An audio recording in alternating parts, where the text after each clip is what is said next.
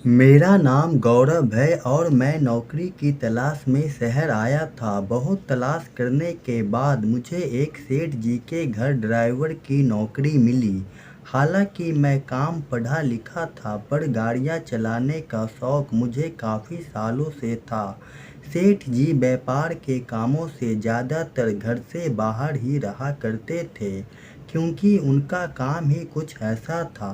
उनकी पत्नी, जिनकी उम्र 35 साल थी, बहुत ही चंचल स्वभाव की थी, लेकिन उन्हें दुख इस बात का था कि शादी के 11 साल बाद भी उन्हें कोई बच्चा नहीं हुआ था। दोनों ने डॉक्टरों और बाबाओं का बहुत चक्कर लगाया था, पर उन्हें कोई सफलता हासिल नहीं हुई थी। मालकिन बच्चे के लिए काफ़ी परेशान थी। मालकिन दिखने में बहुत खूबसूरत थी, लेकिन उनके पति का शरीर काफ़ी दुबला पतला था। मुझे ऐसा प्रतीत होता था कि हो न हो मालिक में ही कोई कमी है, क्योंकि सेठ ज़्यादातर घर से बाहर ही रहता। जब भी मालकिन उससे बात करने की कोशिश करती और उसके साथ समय बिताने को कहती तो सेठ ज़्यादातर कोई न कोई बहाना बनाकर टाल दिया करता था। मालकिन अब खुद को बहुत अकेला महसूस करती। हालांकि सेठ जी का घर बहुत बड़ा था, लेकिन मुझे उन्होंने एक छोटा सा कमरा रहने के लिए दिया था। मेरे रूम के पास एक छोटी सी खिड़की थी, जहाँ से उस सेठ का कमरा दिखाई पड़ता था, जहाँ से मैं हमेशा देखा करता था कि वह क्या करता है, कहाँ जाता है, वह क्या कर रहा है, मुझे सब पता चल जाता था। मुझे इस सेठ के घर नौकरी करना बहुत अच्छा लग रहा था, क्योंकि ज़्यादा काम नहीं होता था। बस मालकिन को ही बाजार या कहीं घूमने जाना होता तो उन्हें कार में बिठाकर ले जाता। एक दिन मैं सुबह सुबह योगा कर रहा था तो अचानक ही मेरी नज़र मालकिन पर पड़ी।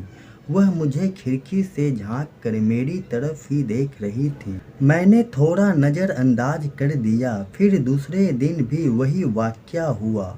मैं भी एक नौजवान था, लेकिन साथ ही एक गरीब इंसान भी। मालकिन मुझे योगा करती देखती तो मुझे ऐसा लगता मानो कोई हीरोइन मुझे देख रही है।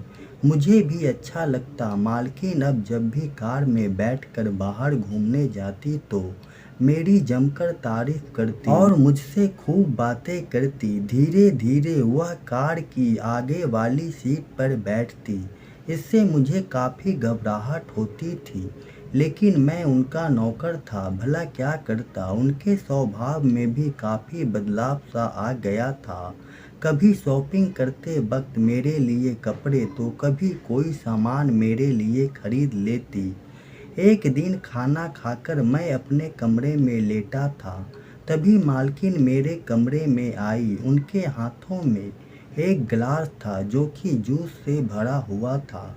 मालकिन को देखकर मैं हड़बड़ा गया और बोला, मालकिन कोई काम था तो मुझे बुला लेती। वह मुस्कुराकर बोली, अरे नहीं, बस मैं तुम्हारे लिए ये जूस बनाकर लाई थी।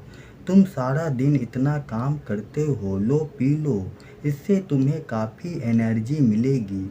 जूस पीकर सच में मुझे काफ़ी अच्छा लगा। थोड़ी देर बाद मालकिन ने मेरा हाथ पकड़ा और मुझे अपने घर ले गई, और उन्होंने मुझसे कुछ ऐसा कहा जिसे सुन मेरे पैरों तले ज़मीन खिसक गई। मुझे समझ नहीं आ रहा था कि मैं क्या करूं।